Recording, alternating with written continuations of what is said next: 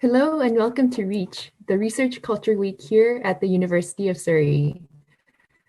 My name is Stacey Kim, and I am a postdoctoral fellow with the Astrophysics group at Surrey, a member of the REACH organizational team, and your host for today's seminars. Research is more than just the creation of new knowledge. The process is deeply intertwined with the values, standards, and expectations of our academic communities. Together, these make up what we call research culture, and they fundamentally affect our personal well-being, the questions we pursue in our work, and which voices in our respective communities are heard, and the course of our careers. Research culture is crucial to our ability to thrive, innovate, and produce work of integrity in our quest to create new knowledge. Over the course of the week, we've been investigating different facets of research culture. We kicked off the week with the discussion about what research culture is on Monday, then turned to science communication and public engagement yesterday. Tomorrow, we'll be focusing on career development, and on Friday, cover some methods to handle the stresses of academia and cultivate a resilient, happy, and healthy mind. Today, we'll be focusing on attainment gaps in the research community. Multiple studies have shown that having a diverse and inclusive community increases innovation. Yet the research community, a community of innovators, demonstrably lacks the diversity of our local and global communities. To have a truly diverse and inclusive academic community, we need to address the fact that not everyone has equal opportunities in pursuing an academic career. We thus are devoting today to these issues. Kicking us off today is Osama Khan, who, among the many hats he wears, is the Pro-Vice-Chancellor of Education here at the University of Surrey. He is the strategic lead for the university's education agenda, providing talented and motivated students from all backgrounds with an outstanding education that is inclusive, research-informed, technologically enhanced, and professionally enriched with industry partnerships. Coming from a BAME background, Osama believes in transforming lives through inclusive education and nurturing the power of equality, diversity, and inclusion. He's part of various international initiatives related to student well-being, equitable attainment, and BAME leadership in higher education. We are very excited to have him join us this afternoon. His talk today is titled Minding the Gap. If you have any questions during his talk, you can submit them via the Q&A button at the bottom of your screen at any time. So without further ado, Osama Khan, the floor is all yours. Thank you very much, Stacey. Thank you for having me here today. I'm delighted, and I hope through our conversation today, it will probably be a bit of a monologue first, then we will have an interesting conversation. And in that conversation, we will explore what sort of challenges we are facing as a researcher and what sort of challenge that exist within higher education regarding different awarding gap and attainment gap that's the topic of today's discussion and my presentation. So as you can imagine, I do have some slides which I would like to share with you. But before I share that, I'm just going to share a very personal story with you. It is actually rather a sad story in my mind, but I know that people have experienced a lot more perhaps aggressive situation in their life in a diverse community like Britain. But I thought, let's start with a personal story, and that would be probably fitting for this session. So I started my academic career 23 years ago, and then came to Britain 20 years ago as a postgraduate student. So many of you, I know that our postgraduate students are coming from probably outside of Britain. My life started like that at University of Cambridge, and 20 years ago. And then I do remember starting my first full-time academic job in the Surrey Business School. So I actually worked initially as an associate lecturer in Cambridge, and then started a full-time job at the Surrey Business School, worked here for 9 years, went to Solent University for 7 years, and I'm back again. So surely I love Surrey a lot. That's why I'm back again. So just want to share an event from my first week. So I joined 5th of January 2004, University of Surrey in the business school as a lecturer in accounting and finance. And I think it was the Wednesday of that week there was a research seminar. And the research seminar was basically presented by some of our doctoral students in the Surrey Business School, and they wanted to showcase the work they're doing during their PhD. And right after that, there was a kind of a canopy drink reception. So it kind of happened from after lunch, went until about 5:30, and then there was a little reception for the people who participated. So we were in the business school, which you probably know about Rick Medlick building. And after listening to some of the really diverse international PhD students in different walks of the business school, finance, accounting, HR, organizational behavior, marketing, we hear a lot of 15-20 minutes presentation from them. It was really exciting. And then after that, the host, who was the director of research, basically said that we should usher into the common room. And it was on the second floor of Rick Medlick building. And the common room at the moment has boiled down to a very tiny kitchen. Right now, it probably just have a sink and a microwave and a small table. But back then in 2004, it was basically almost 3 or 4 times the size of what it is today on the level 2 of Rick Medlick. So we all moved in. We were all having about 25 to 30 academics, having a lot of buzzing conversation about these exciting things that our research students just presented about their doctoral work. Lots of conversation. As you can imagine, everybody standing with a drink in their one hand and a small plate with full of delicious canopies we are enjoying. I was kind of, because it was my first job, I was still an immigrant. Immigrant means like not a settled one. I was still working here with the work permit with my Bangladeshi passport, where I'm from. So I was quite, bit nervous, sticking to the corner of the room. And suddenly one of my colleagues, pretty much opposite side of the room, quite loudly, because you can well imagine about 30 people talking, quite loudly said that, "Who are you?" And everybody stopped, everybody stared at that individual who is basically asking the question, "Who are you?" So very quickly, I figured out that the question was targeted to me. I was actually, as I said, in the whole room, quite diagonally opposite to that individual, my colleague who is asking me the question. Everybody kind of stopped their conversation. They're just observing what's going on. And even before I contemplated, the question is to me. And as you can imagine, I'm new, only 2-3 days old in terms of higher education, full-time academic, quite nervous. Before I even started to collect my thoughts, the colleague then said that, "Don't you know that this is a staff room?" And that was his question. And for that moment, I didn't actually think much about it. I just thought, I was just composing my thoughts. And then after I managed to compose my thoughts, I smiled and I said that, yes, I am a staff member. I'm a lecturer in accounting and finance. I really enjoyed the presentation. And then he just replied by saying, "Oh, okay," and start his conversation with the person he was having the conversation. No apology, no acknowledgement that that question was completely undue. So there are two things I just want to highlight. I don't know why I'm actually smiling telling this story. This is rather a sad story, but I didn't take much out of it back then. But the more I think about it, the more I grow older in the higher education, there is so many multiplicity of wrong in that whole situation. So first of all, I then realized none of the PhDs who presented their research were in that room at that moment, because that was a staff room. So we kept the PhDs in another room, giving them refreshment, or I don't even know whether they got refreshment or not. We were all academics together. And then he automatically assumed, because I'm an ethnic minority, that I must be a PhD student rather than a full-time academic. And then once he figured out that I am a full-time academic, he didn't even pass on any apology, come down to me, or basically say that, "Oh, welcome to Surrey Business School," or anything like that. Now, that's a very tiny example. And I know that there is a lot more example like that. There are people whose career at times are not being progressed appropriately because of some of these unconscious or conscious biases that exist.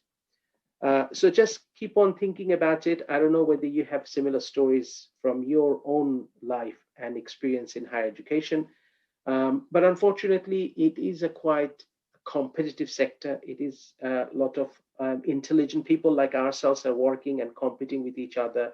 And sometimes these competitions are unhealthy. It gets into the way of collaboration. It gets into the way of our perception of each other. And sometimes we don't even see the diversity that we should rather be celebrating. So on that note, let me share my screen, and I'm going to share some of the slides with you in my presentation.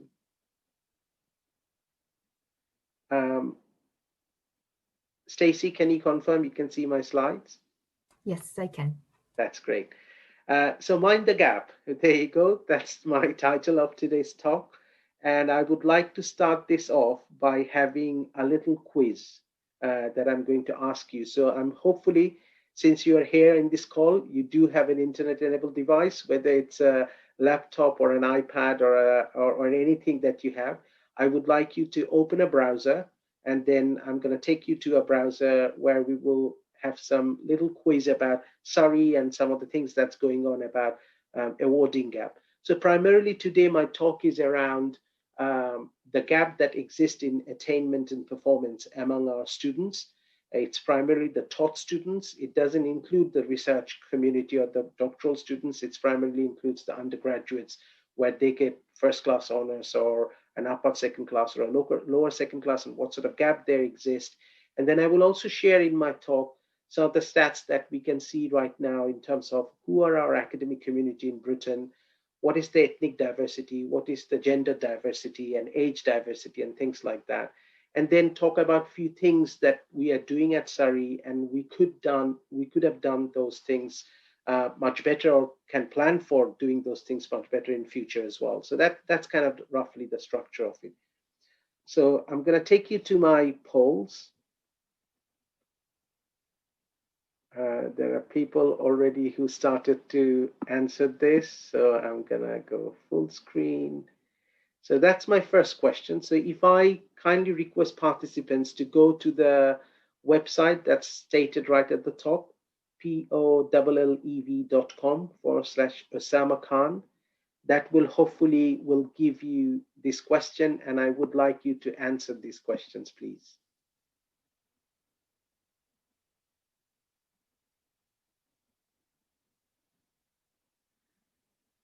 So don't worry about not seeing your results. I can see there are 4 responses which already came.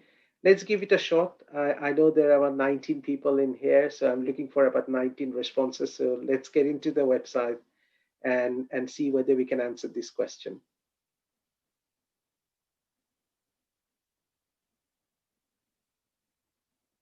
So what was the degree outcome gap in English Higher Education Institute, English universities, not the Welsh, Northern Irish, or the Scottish one, in the year 16-17 between white and black students? 8 responses.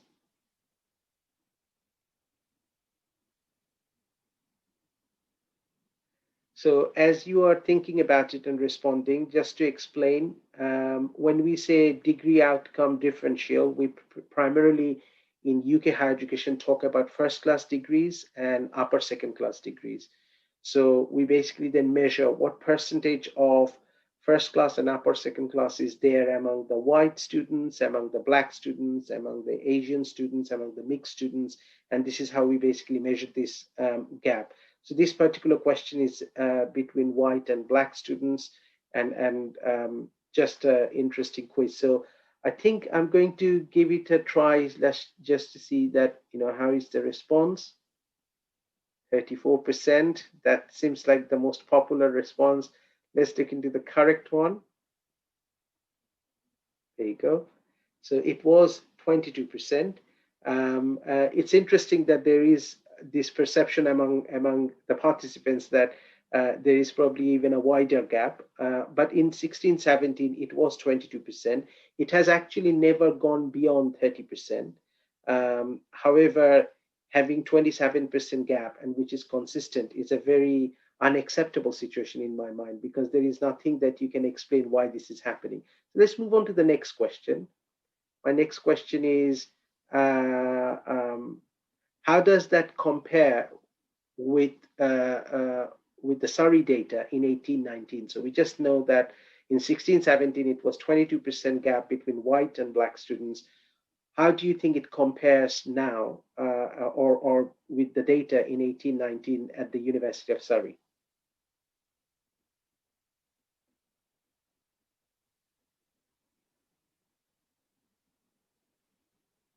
Lots of data coming in.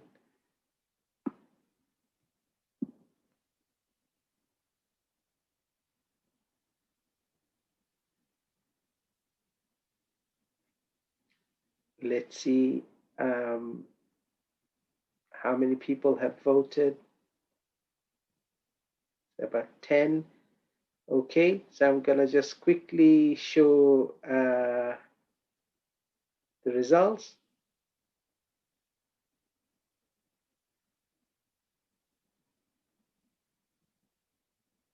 So the correct one is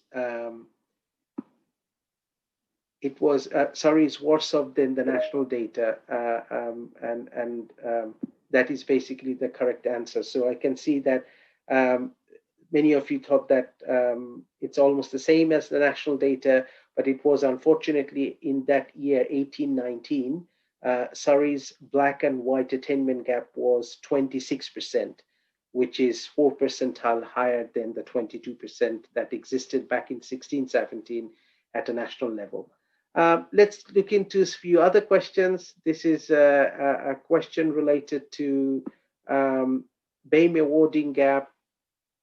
And the question is how this can be measured or effectively looked into or investigated. So quantitative data, gap analysis, or qualitative narrative or storytelling.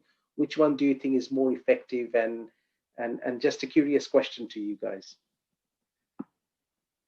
I know that all of you are active researchers, so it would be interesting for me to see that how the researchers are thinking about this problem, that what would be the right way of dealing with it.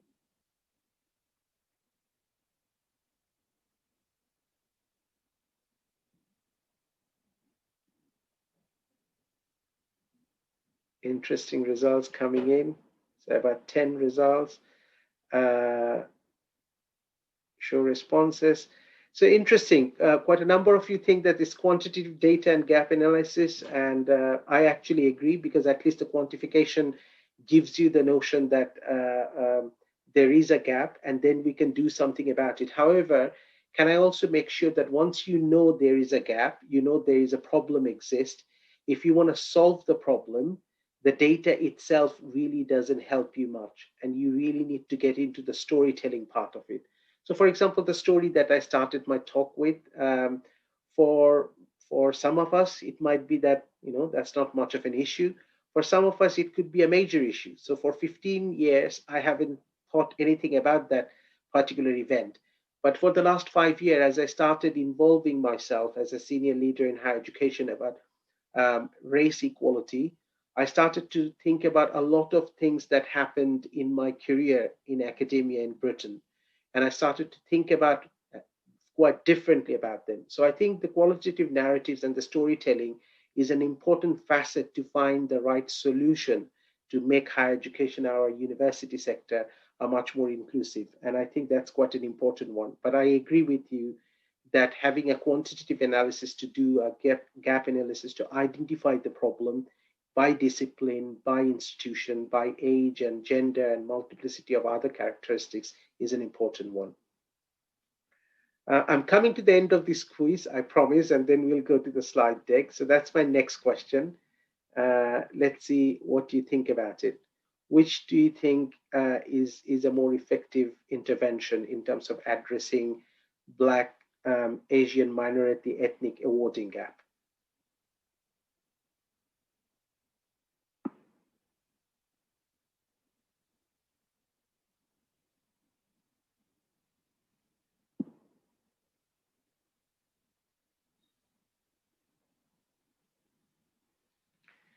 In fact, just a learning and teaching tip, if you ever use poll everywhere in your teaching or presentation, it's actually a good idea not to show the responses, because if you don't show the responses, then you're not forcing the unconscious situation of participants colluding to the majority answer.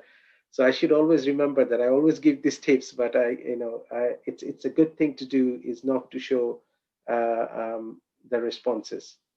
Okay, so let's look into the responses. Quite a large number of you are saying that a cultural awareness, changes in beliefs and values, challenging status quo seems to be more effective than policies, procedure, reporting tools, and academic instrument. I actually totally agree with that sentiment as well. I would have answered exactly the same way as well, where I think that cultural awareness and understanding the diversity, understanding the beliefs and values, and experiencing them firsthand is a very important one. However, I must say that without policies, sometimes it's very difficult to then address some of these issues. So having an awareness across the institution is a good one. But when it comes to a crux of a situation where, for example, if I challenged a promotion panel by saying that my promotion application from reader to a professor hasn't been dealt with equitably, and I think this happened because of my ethnicity, let's assume that's my claim, then without an EDI policy, reporting tool, and procedure, you don't actually have a way to challenge the establishment. So don't forget that academia is not only challenging because we all smart individuals, highly qualified, competing with each other, trying to push the boundary of knowledge, but it's also a very diverse, large, complex organization. Navigating the organization with a sense of lack of belonging could be quite difficult unless there are clear policies and procedure. And there you go, another quick question.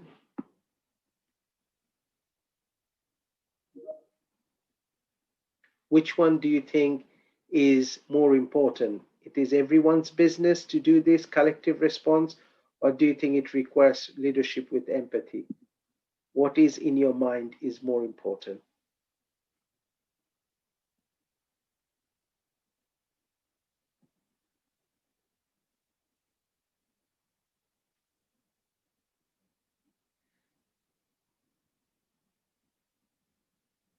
Good, I'm getting a few more responses. Let's see, what do you think is more important in terms of closing this gap? Thank you very much. I'm actually very encouraged by the group. I know that some of you are not probably participating in the poll, but whomever has participated, I'm really enthused to see that you think that this is everybody's business. It requires a collective response. That's exactly the right thing to do. And that is exactly the right way to solve this problem of awarding gap. However, I'm also going to agree with the 8% who replied that it requires strong leadership with empathy. That's an important thing, because if the leaders don't believe that this is something they need to address, it becomes that much difficult for the collective to make the change. So it's important that executive board of the university or the vice chancellor's group of the university resonates with this idea, create opportunities for having this conversation. So as a matter of fact, for example, if I take this particular initiative where you're hearing today from me and another speaker about diversity, this is basically an initiative that started off with Noelia and some of the colleagues and some of the PhD students and postdocs in astrophysics, and you have collectively have created a platform where I can come and talk about this. So in this case, clearly, this is everybody's business, and an approach from a particular part of the university have created this forum. But equally, we also need to be quite aware as leaders that this is an important agenda. And this is my last question. What do you think is the most important one? So I'm basically requesting you to do kind of the most important thing that you think will solve this problem to the least important thing. So in a way, you are doing rank order of this collection of things which could be helpful for narrowing the gap.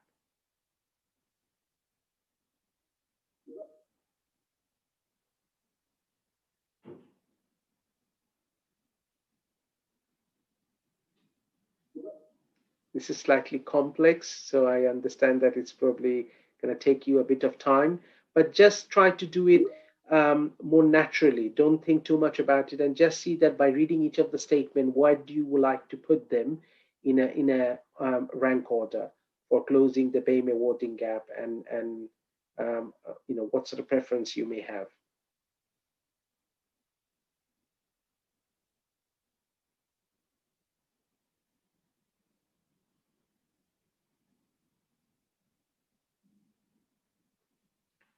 Just checking with Stacy, do you think this is working? Or people are thinking deeply about how to rank them? This is a complex question. I think people are processing, but it's a great question. Okay, good. So maybe I think the question can, oh, there you go. We got one result. Somebody already put them in order, which is wonderful. Second person coming in. So let's look into some of these statements, and I will just keep on chatting about it until we get about 10, 11 kind of responses that we have seen so far. Sound and human rights-based EDI policy, data and casual analysis, leadership with empathy, a collective response, academic development intervention. Look at the last one, decolonizing of curriculum, which is something that we have been planning, and there are some example at University of Surrey already, but we are slightly behind. I think University of Birmingham, UCL have done quite a large amount of work in decolonizing the curriculum. Inclusive anticipatory approach to education, quite a number of specialist institutions have done that, like Bournemouth University of Arts and Birmingham University of Arts, the London Drama School. Some of these specific institutions have worked on inclusive anticipatory approach, and then celebration of minority groups and role models, which is also quite an important bit that should play into the role. So let's see, I got 5 responses. So let's see whether how it stands at this stage. So that's really good to see. I can see the pattern emerging here. So initially in one of the questions you answered that it's a collective response. Data and causal analysis is a very important one. Celebration of minority groups and role models. I'm glad to hear that. It seems like decolonizing is climbing the ladder at this stage. So let's keep on doing that. So I'm going to skip out of it, but the question will still remain there. So I'm going to just quickly go to my presentation, and in the background, you can keep on kind of answering that question, and we'll come back to that at the end of it.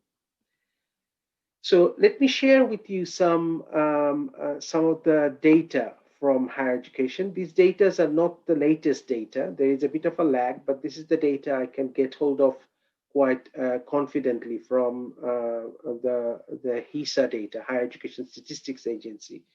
So these are home domiciled, so undergraduate students who lives, whose settlement is United Kingdom, and how they have continued, what percentage of them have continued, and if you compare them into different ethnicity group, in large ethnicity groups. So we are looking at here white, Asian, Black, mixed, other. And you can see that the blue line represents the white population.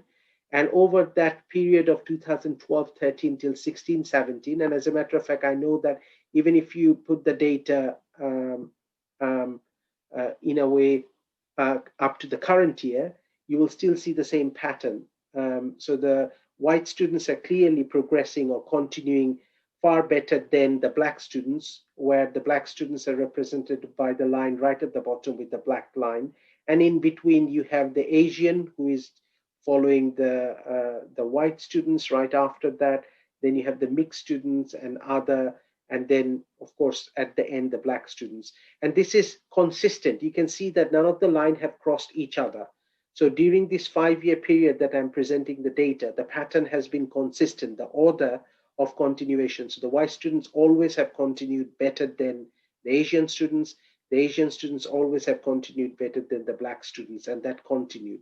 So you can see there is a statistical significance of the fact that there is a gap in terms of how much of these undergraduate students are progressing from one year to the other. So let's move on in terms of Surrey. This is kind of one of the Surrey data. So what I would like to show here is there are some intersectionality going on. This is based on data of all the data from 2018-19. So these are progression data in Surrey. So on the left column, you can see the white students, both male and female, 88% of them progresses from level 4 to level 5, according to 2018-19. So this is a progression from first year to the second year of undergraduate. Now, if you look into within the white population, if you look into the male students, that's 87%. So clearly, we all know that in every ethnicity, female students outperform the male students. And that has been the case for the last 15 years in Britain. So I guess, guys, those who are male in this call, including myself, we just have to accept the fact that our counterpart is much smarter than us. So white female students outperform male students, and that's exactly what we can see here. When you start to look into the BAME community, which is, in other words, students who are of not white ethnicity, so Black, Asian, minority ethnic community, 80% of them progresses in that year at Surrey from first year to the second year. When you look into Black students within BAME community, that drops to 76%. When you're looking into Black students who are male, the progression rate drops to a shocking 72%. And when you think of a student who is a male student, Black ethnicity, and they got a prior qualification of BTech. So those who probably don't understand prior qualification, if somebody in higher education could do A levels or they could do BTech. BTech are slightly more practical oriented education program, whereas A levels are much more theoretical. And there is a misnomer that A level students are better trained for university, or universities are more geared for A level students. And that's actually true here, because you can see that if you're a Black student who is male and have BTech qualification before coming to University of Surrey, only half of those students progresses to the next level. Now, you might say that there might be a small number, or in fact, last year in total, there were 66 Black students across the University of Surrey who are male with BTech qualifications. It's not insignificant. So what I'm trying to say that based on this data, that surely we might have recruited more than 120 Black male BTech students, and we lost half of them within a year, which is, I think, is very unacceptable in terms of these stats. Now, this diagram is showing across the country continuation of different ethnicity by qualification. So within A level, you can see the white students are outperforming any other type of ethnicity. If you look into A level and BTech mixture qualifications, so some students do both, even in that group, the white students are outperforming any other ethnicity. If you look into BTech qualification, even in there, you can see the white students are outperforming any other qualifications. It's only when you come to, in fact, there isn't a single criteria here where any other qualification gives any other ethnicity an advantage. So no matter what qualification you come from, this gap exists, which is quite unfortunate. Now, what happens to Surrey in terms of progression and in terms of progression from level 4 with different kind of qualification, ethnicity, gender? It's the same diagram. So the story is pretty much following the national trend, but particularly Black male BTech students are really disadvantaged at the University of Surrey. Now, let's look into some of the arguments. Some people say that, you know what, the problem is if we improve our ranking of University of Surrey, become an elite institution like Russell Group, and only recruit A-level students, then all these gaps will go away. Every time I hear this argument, it really breaks my heart, because that's completely missing the point. Missing the point that we are somehow not giving the sense of belonging and the sense of pride and the sense of achievement among all ethnicities. So look at in this national statistics. So in the national statistics is showing that white students get much higher number of first and upper second class, which we call good honors. And when you compare that with other ethnicities, Black, Asian, and mixed, the percentages are dropping significantly, as you can see. If you then try to understand what is the observed difference, which is 21% for Black students or 22%, Asian students is 10.5, and for mixed it's 6.8. When you adjust the prior qualification, even then there is an unexplained difference of 17.3 or 9.5 or 6.2. On the other hand, the right-hand diagram, you can see all the results of A-level and B.Tech. So AAA star is the best result to the left-hand side of that diagram, whereas let's take below CCD is not so much of a great results in A-level. So in a range of results, you can see the blue line is still at the top. So no matter whether you are an A-level students or a mixed students or a A-level and a B.Tech students, you are still being outperformed by white counterparts if you are a Black student or an Asian student. So it's not really the prior qualification that determines whether a student is going to get an upper, second, or a first. It still plays a role whether you are from white ethnicity or any other ethnicity, because if you are any other ethnicity, it is extremely likely that you will have less probability of getting an upper, second class, or a first. Looking into the Surrey data from that angle, once again, you can see within Surrey, 33% students with every column is basically adds up to 100% in that particular population group.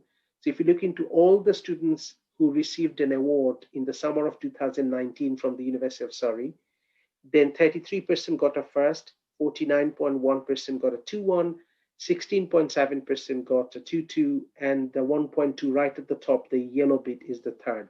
So that I'm explaining the first column to the left. Now, if you start to look into a bit more intersectional part of it, the white students, both male and female, you can see both the first and the 2-1 has gone up. If you then look into BAME students, both the first and the 2-1 have reduced. If you look into Black students, it reduces further. And once you look into the Black male B.Tech students, the same population who half of them drops out, only 31.3% gets a 2-1 and nobody gets a first.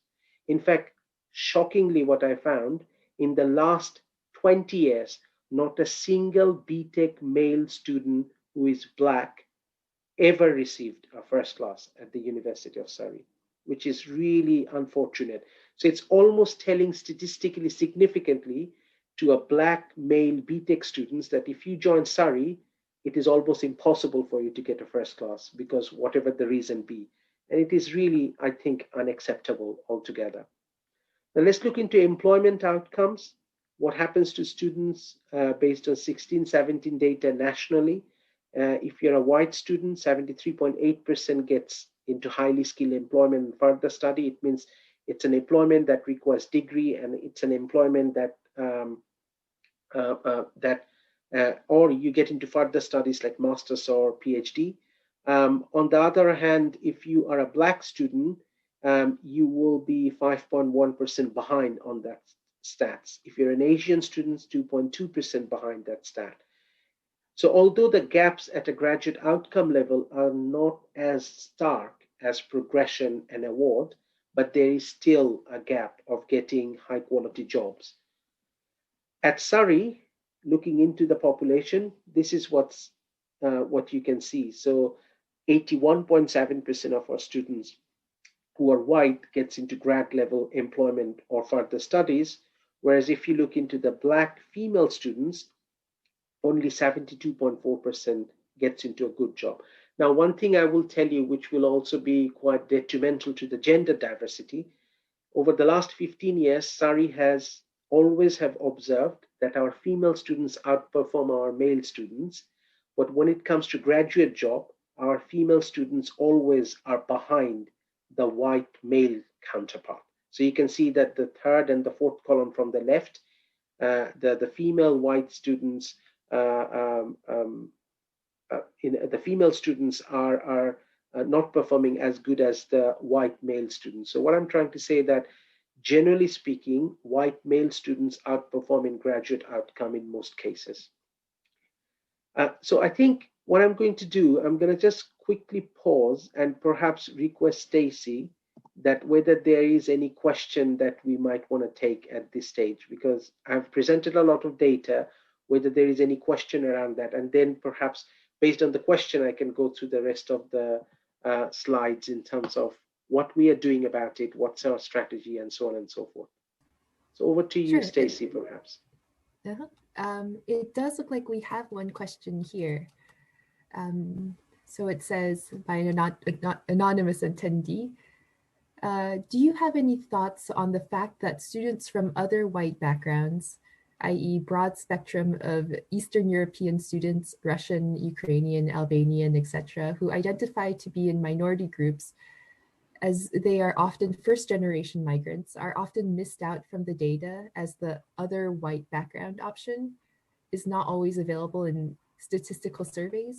Instead, they are under the white background with British students? Yes, I do think that there is that missing point. As a matter of fact, I don't like the fact that I myself get pulled into a cluster known as BAME, because that would include, for example, Stacey, yourself, and myself, and many other colleagues in this call. But we are so different given our cultural background, given our upbringing. So as a matter of fact, I don't think the national stats are always quite fitting in terms of providing the granular diversity that truly exists. So within the BAME community, within the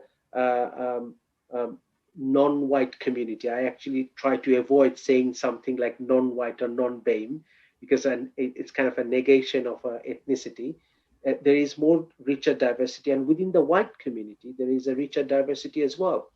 And we know from the recent history of Britain, the unfortunate situation of us coming out of Europe, and all the press and all the political movement around it, a lot of the white students from Europe has been, unfortunately, in the receiving end of some of the unconscious biases as well. So I totally agree that those diversity is not there in the data to completely understand the issue that exists. However, what I would say that it's an important thing, given the natural history of human civilization, for us to understand whether we accept it or not. But I would encourage all of us to kind of understand and accept what is white privilege. So whether you come from Russia or an East European country or another a country where the ethnicity is white, by virtue of how the history of human civilization evolved, there is always a privilege of being white. You may disagree with me, but if you do let me know. I can share some of the literature on that and some of the books that you can read. So I think it is not helpful not to have that diversity within our data. But on the other hand, differentiating in a white majority country like Britain between white population and rest of the population can also magnify the problem. Thanks. We have a question from Rana Merrington. She asks, did you show degree outcomes for white students with BTECs? Yes, we have seen white students from BTEC within Surrey. I don't have that slide in my slide deck, but if I just share back my presentation and just show you one thing, just bear with me. I will put it on the presentation mode. Stacey, you can see my slide in presentation mode? Yep. Okay, so look at this. This diagram on the right is a national level, but I also have a diagram which is not available on my slide, but I also have done that analysis at the University of Surrey. Here is the blue line at the top is the white students. And you can see, even when the white students are coming from BTEC background, they're still outperforming and getting more first and upper second class than any other ethnicity. So the blue line is still the top line. Apart from a little bit of distinction to distinction and merit, there is an overlap between the white students and the mixed students. But otherwise, you can see no matter what background or qualification you come from, within that qualification and within that grade boundary, you are still going to perform better, statistically speaking, if you're of white ethnicity than any other ethnicity. So I hope that probably, to some extent, clarified that question. I think so. Thanks. It looks like, following up on the previous question, someone said, I completely agree with what you say on privilege, but would love to hear what literature you would recommend on this subject. Absolutely. What I would do is I will put some recommended books that I was actually hoping to have some of these books with me, but um, um, there is a particular book by Femi Adeloge about why I stopped talking about race with white people. I'm sure you probably know about that book.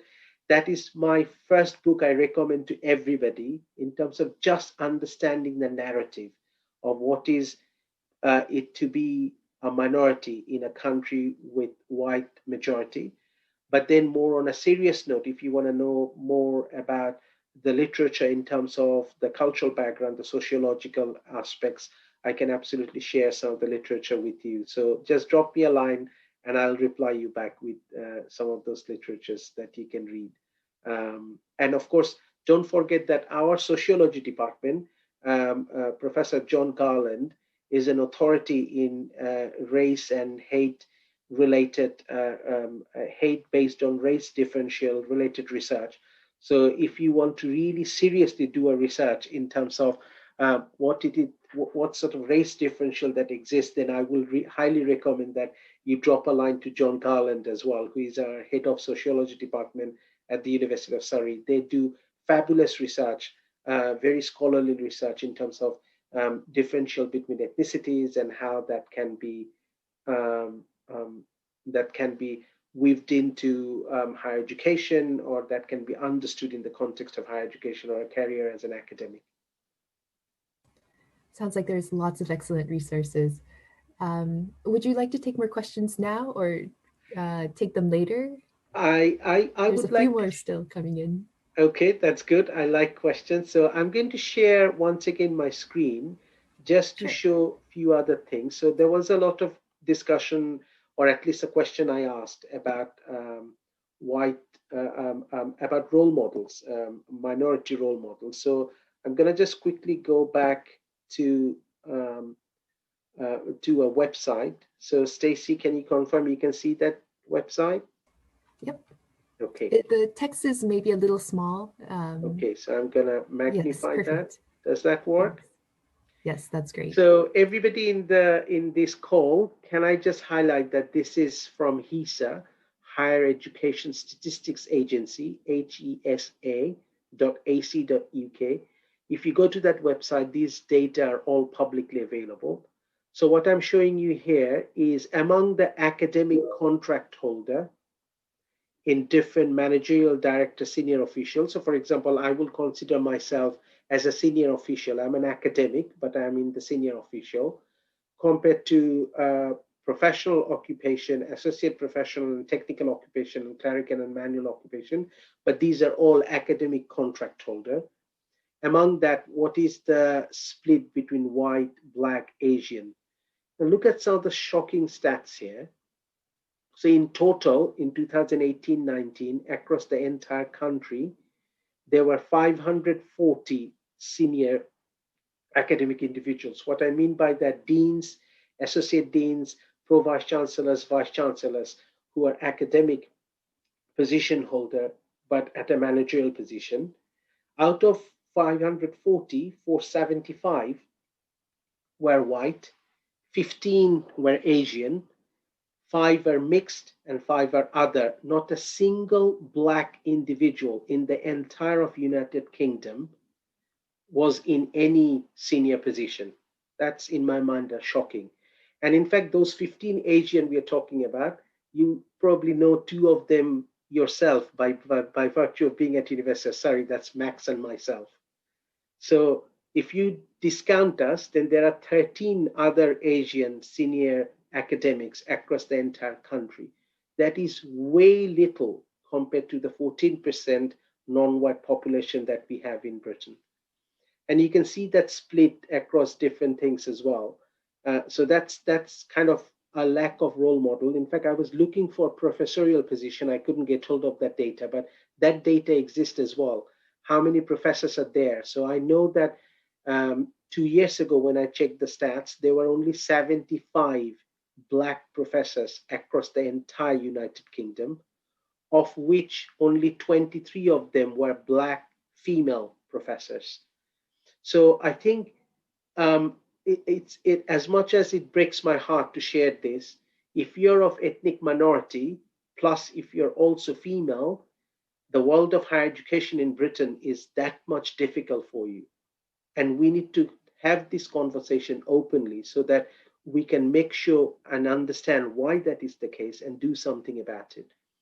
So in the similar way, you can also look into stats related to different ethnicities, so which I've just have shown. So teaching research only, so I'm gonna just magnify here as well. So here you can see across the sector, who are the teaching only staff, how many research only staff, and both teaching and research, and neither teaching or research, probably in other technician roles and things like that. And you can see there is also a difference. So of course, it's a white majority country, so you will have much more white academics on all sorts of area. But you can actually see that in both teaching and research, there is a heavier portion of white academics who are getting into these contracts. And that's quite an interesting thing. You can see some of the numbers among the Asians and Blacks among the teaching only contract is quite prominent. So there is unfortunately a stickiness for many of the minority community to be successful in research. And when they hit that stickiness, they get frustrated and then they settle with the teaching only contract. That happens as well. And unfortunately, that then brews an unfortunate kind of situation of teaching only staff being a second-class citizen within a community compared to research and teaching only staff. So that's quite prominent to see in this scenario as well. I just want to share a few other things quickly, and I would like to share this particularly as something, if you are aspiring to have an academic career, you should know about. So this is a work done by Professor Gurnam Singh, who has dedicated his entire life. He's of a Punjabi origin, he's of Sikh origin, but he has born and brought up in this country, and he is a professor at Coventry University. He has done a massive amount of research on every aspect of this slide, and basically shown with real life data that in most higher education institutions, we try to fix the problem of BAME awarding gap by looking into academic processes. So we look into how we give feedback, how we submit, and how we could be flexible, blind marking. We look into assignment brief, we look into supporting and signposting, dissertation marking. But if you only do the top right corner of it, the academic process side of it, you're almost accepting subconsciously that the people from non-white background or BAME community has a deficit in their approach. And hence you need to give them clearer feedback. You need to show them supporting signposting. You need to mark their work blindly because there might be unconscious biases and things like that. But what we tend to shy away from an acceptance that there is institutional racism, unfortunately, in higher education. So we don't look into the psychological process, the bottom left corner, or the cultural and social capital, the bottom right corner, or even the relationship, which is the top left corner. And these are the areas where we really need to start having conversation, and open and honest conversation, that unfortunately the world at this moment is not fair. And because of that unfairness, minorities of any form, or the traditional view of the female academic compared to the male academic, the traditional view of the white academic compared to the non-white academics, plays into our relationship, our psychological processes, our awareness of the culture and the social capital. So I just want to highlight that in your academic career, you'll probably hear a lot willingness from British universities or any other universities to talk about academic processes, but academic process itself cannot solve this problem because there is something about a minority where other people will never experience. So I'm going to stop share my screen and share another story from my own life. I must say that I have been a very privileged individual, to be honest. I got a very good upbringing back in Bangladesh from my parents. I managed to go to very good universities. I managed to thrive in academic career in Britain. However, uh, quite sadly, last August 2019, not 20, me, my wife, and my two children, we were on a Saturday. It was a hot summer day in August, so our windows were down. We were just slowly driving our car by the River Thames in Molesey, where we live. And it is our neighborhood. We chose this neighborhood quite carefully. It's quite a nice neighborhood, good schools, good for upbringing your young family. And as we were driving, we saw that four youngish, I think probably in their late teen, early 20s boys, white boys cycling. They were all on BMX cycle, so they were doing all sorts of acrobats and things like that. They're slowly approaching to our car, and once one biker really came closer to our car, and as I said, our glasses were down. He slowed down, he looked at clearly to my face, and he spat on my face. And he did the same thing with my daughter, who was sitting behind me in the passenger seat. Now, I've never experienced anything like that. I have always chosen my neighborhoods and everything in a very careful way so that I don't have to expose myself into these situations. However, on that day, for the first time, I realized that there was no other reason for that individual to do something like that, apart from the fact that our skin color gave away the fact that we are not part of the overwhelming majority narrative. So I think what I would try to say that no matter what process and policy and procedure you put in place, we need to have more and more white allies and more awareness among ourselves that some of us, by virtue of being minority, will face something which will be imposed on us, like that incident, and that diminishes a little bit of me, despite of my contribution to this country for 20 years as an educator. That particular incident have taken away a little bit of sense of belonging for me in Britain. So I think we have to appreciate that. We have to nuance that. And we have to be very careful about whether something is overtly racist or whether something is a bit of a microaggression, like the story that I shared at the beginning of my career at Surrey. So we need to be quite mindful of those things. So going back to you, Stacey, once again, I think that's all probably I would like to say from my end. I would love to hear from participants and any question they may have. Thank you so much for that illuminating talk, and also for sharing some of your experience and insights into this issue, which has been a very personal one. So we do have lots of questions here for you. We have one here from Gio Miro. He asks, for the data you showed, how many people are we talking about? What is the order of magnitude for the number of students or of Black BTech students? That's a very good question. So remember the final column where I was showing that 50% of our Black BTech male students drops out, and nobody in the last 20 years at University of Surrey ever got a first class. If you happens to be a Black male students with a BTech qualification, it's not insignificant. The numbers are in 60s and 70s consistently. And I'm talking about 60s and 70s as they're graduating. And if the dropout rate is somewhere around 45, 50%, then we must be recruiting 120 to 140 of them, but half of them drops out after first year.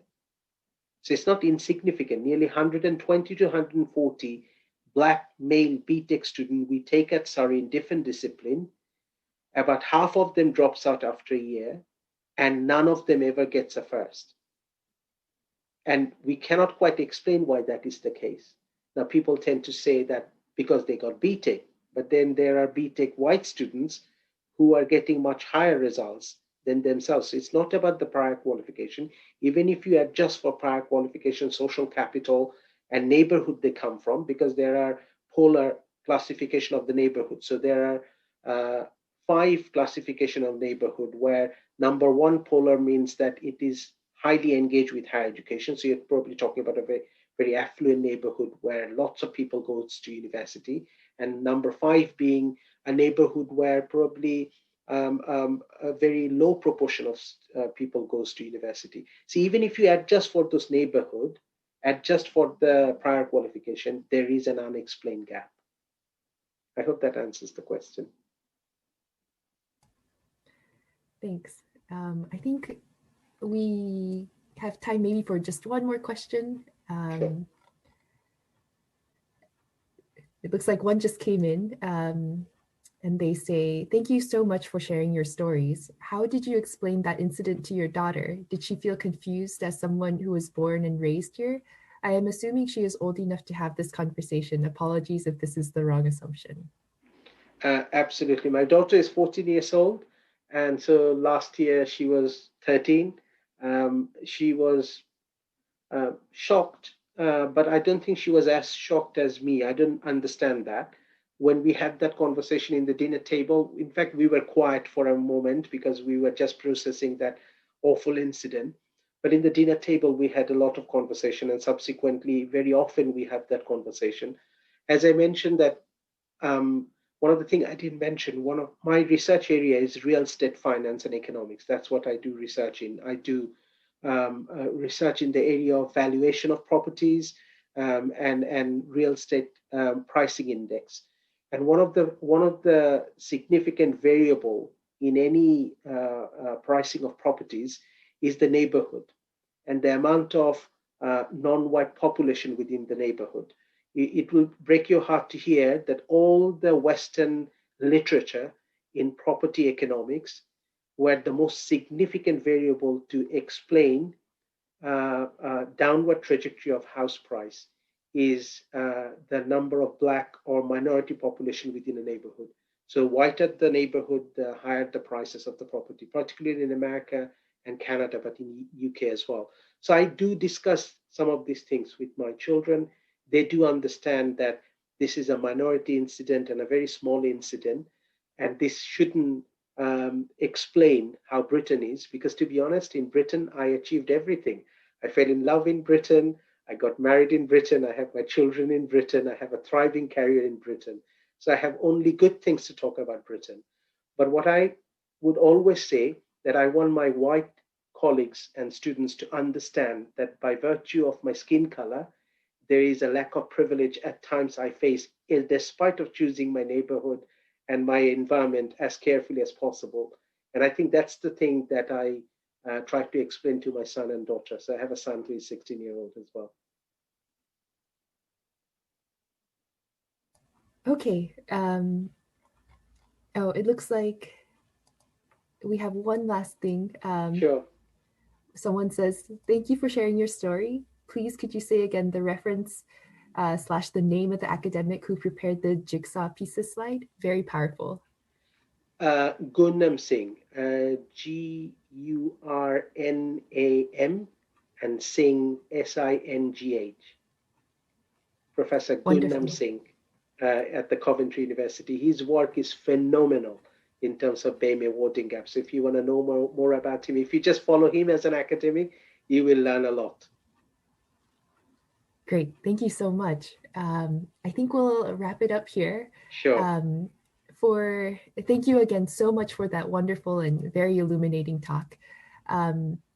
We'll have another event here at 6 p.m. featuring Angela Saini, author of the acclaimed books Inferior and Superior, as well as events tomorrow and Friday, which you can check out on this program here. We'll hope you'll join us then.